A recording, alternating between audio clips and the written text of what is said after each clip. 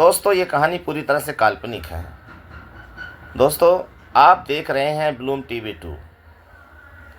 आज हम आपके लिए लेकर आए हैं एक नई ऐसी और बढ़िया कहानी जो दिल को छू लेने वाली कहानी है, जो हमें सिखाती है कि असली अमीरी पैसे में नहीं बल्कि संस्कारों और आत्मसम्मान में होती है। यह कहानी है एक ऐसे गरीब पिता और उसकी बेटी की। एक ऐसी बेटी जिसकी मुस्कान अंधेरे घर को भी रोशन कर देती थी। लेकिन जब समाज ने उनकी गरीबी पर सवाल उठाए, तब उस बेटी ने अपने साहस और चरित्र से सबको जवाब दिया। क्या ये गरीब की बेटी अपनी इज्जत और अपने पिता का मान बचा पाएगी? जानने के लिए कहानी को अंत तक जरूर देखें। चलिए शुरू करते हैं आज की प्रेरणादायक कहानी। दोस्तों, ये चैनल आपके लिए ऐसी ही कहानी लेकर आता रहता है। आपसे रिक्वेस्ट है कि आप चैनल को सब्सक्राइब ज़रूर करें और अपने दोस्तों के साथ शेयर करें। गांव के किनारे एक टूटी फूटी झोपड़ी में गरीब व्यक्ति रहता था। उसका नाम रामू था। उसकी पत्नी का देहांत कई साल पहले हो चुका था। उसकी दुनिया बस उसकी इकलौती बेटी रत्नावली थी। लोग उसे प्यार से रत्ना बुलाते थे। रत्ना सच में अपने नाम की तरह ही अनमोल थी। गोरा चेहरा, बड़ी बड़ी आंखें, शांत मुस्कान, लगता था मानो भगवान ने फुर्सत से उसे बनाया हो। लेकिन उसकी असली खूबसूरती उसके चेहरे में नहीं, उसके स्वभाव में थी। रामू दिन भर मजदूरी करता था। कभी ईंट ढोता था, कभी खेतों में काम करता था, कभी बाजार में बोझ उठाता था। शाम को थका हारा लौटता तो झोपड़ी में अंधेरा रहता था। पर जैसे ही रत्ना दरवाज़ा खोलकर मुस्कुराते हुए कहती, बाबा आप आ गए, वही अंधेरा खत्म, वही अंधेरा कमरा जैसे रोशन हो उठता था। रत्ना छोटी थी मगर समझदार बहुत थी। उसने बचपन से ही गरीबी देखी थी। कभी उसने खिलौने की जिद नहीं की, कभी नए कपड़ों की मांग नहीं की। वह जानती थी कि उसके बाबा के पास 2 वक्त की रोटी जुटाना ही बड़ी बात है। गांव के लोग अक्सर कहते थे, रामू तेरी बेटी तो सच में लक्ष्मी है। दोस्तों, इस तरह की कहानियां हमारी ज़िंदगी की सोच को बदल सकती हैं अगर हम इन पर थोड़ा सा ध्यान दें। रामू बस मुस्कुरा देता था, पर उसके दिल में डर भी बैठा रहता था, कहीं मेरी गरीबी इसकी खुशियों की दुश्मन न बन जाए। समय बीतता गया, रत्ना बड़ी होती गई। उसकी सुंदरता के चर्चे दूर दूर तक फैलने लगे। गांव के कई घरों से रिश्ते आने लगे, पर रामू के पास दहेज देने को कुछ नहीं था। एक दिन गांव का सबसे अमीर व्यापारी सेठ हरिदास अपने बेटे के लिए रिश्ता लेकर आया। उसका बेटा मोहन पढ़ा लिखा था, शहर में व्यापार संभालता था। सेठ ने साफ कहा, हमें दहेज नहीं चाहिए, बस लड़की संस्कारी हो। रामू की आंखों में आंसू आ गए। उसने सोचा, शायद भगवान ने उसकी सुन ली है।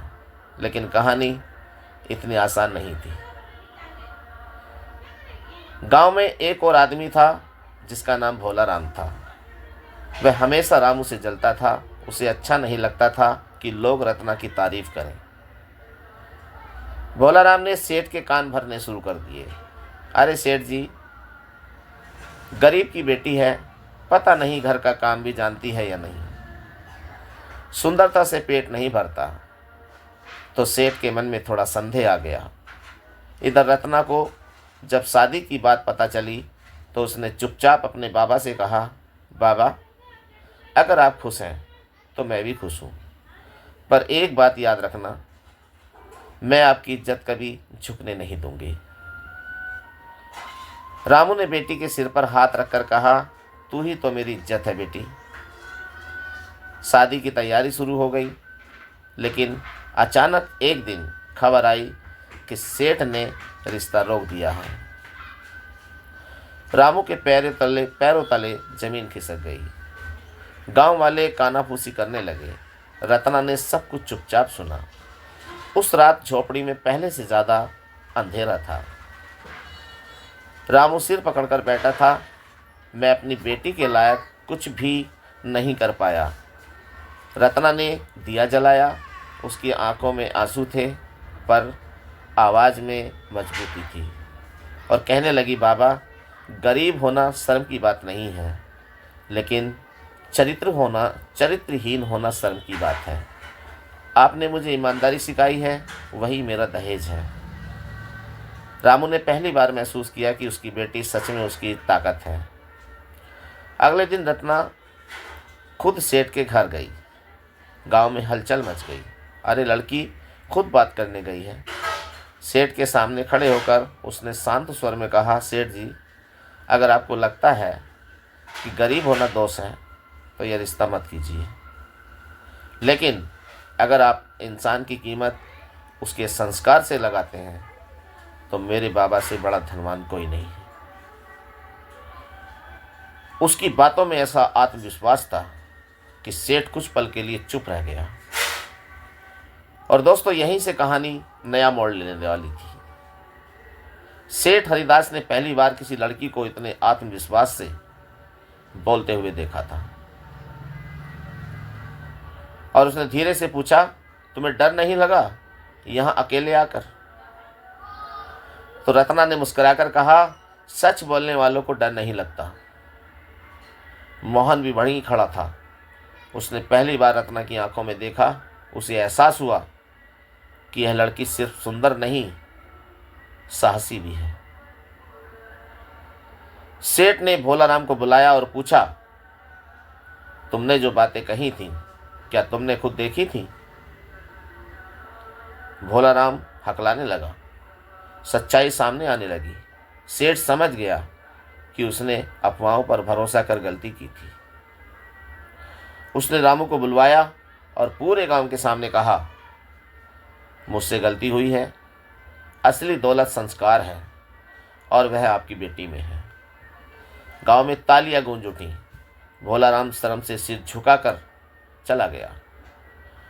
तो दोस्तों, अगर आप इस कहानी को ध्यान से पढ़ रहे हैं तो ज़रा दिल लगा कर सोचिए कि इस कहानी में क्या मोड़ आने वाला है। कुछ ही दिनों में सादगी से शादी हो गई। दहेज नहीं लिया गया। रत्ना ने ससुराल में भी वही सादगी और प्रेम बनाए रखा। उसने मोहन को सलाह दी कि व्यापार का कुछ हिस्सा गांव के गरीब बच्चों की पढ़ाई में लगाया जाए। मोहन ने उसकी बात मान ली। धीरे धीरे गांव बदलने लगा। जहां पहले अंधेरा था वहां शिक्षा की रोशनी फैलने लगी। रामू अब अकेला नहीं था। पूरा गांव उसे सम्मान से देखता था। एक दिन रामू अपनी पुरानी झोपड़ी के बाहर बैठा था। सूरज ढल रहा था। रत्ना अपने ससुराल से मिलने आई। रामू ने कहा, बेटी, तूने सच में मेरे अंधेरे जीवन को रोशन कर दिया। इतना सुनते ही रत्ना मुस्कुराई और बोली, बाबा, रोशनी बाहर से नहीं आती, वो तो अंदर होती है। यह सुनकर रामू की आंखें नम हो गईं, पर दिल गर्व से भरा था। कहते हैं, गरीबी इंसान को छोटा नहीं बनाती, सोच उसे छोटा बनाती है।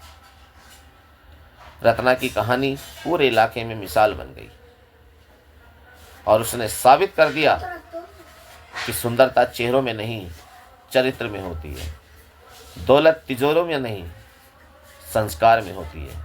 और एक गरीब की बेटी भी अपने साहस से इतिहास बदल सकती है। तो दोस्तों, यह थी एक गरीब पिता और उसकी साहसी बेटी की कहानी। इस कहानी से हमें यही सीख मिलती है कि इंसान की असली पहचान उसके संस्कार, ईमानदारी और आत्मसम्मान से होती है, न कि उसकी दौलत से। अगर आपको यह कहानी पसंद आई हो तो आपसे मेरी रिक्वेस्ट है कि आप इस चैनल को सब्सक्राइब ज़रूर करें और अगर इसने आपके दिल को छुआ हो तो वीडियो को लाइक करें, अपने दोस्तों के साथ शेयर करें और ऐसे ही प्रेरणादायक कहानियों के लिए हमारे चैनल ब्लूम टीवी 2 को सब्सक्राइब ज़रूर करें। आपकी एक छोटी सी सपोर्ट हमें और बेहतर कहानियाँ लाने की प्रेरणा देती है। धन्यवाद। मिलते हैं अगली कहानी में नई कहानी के साथ। जय हिंद, जय भारत। दोस्तों, कमेंट में ज़रूर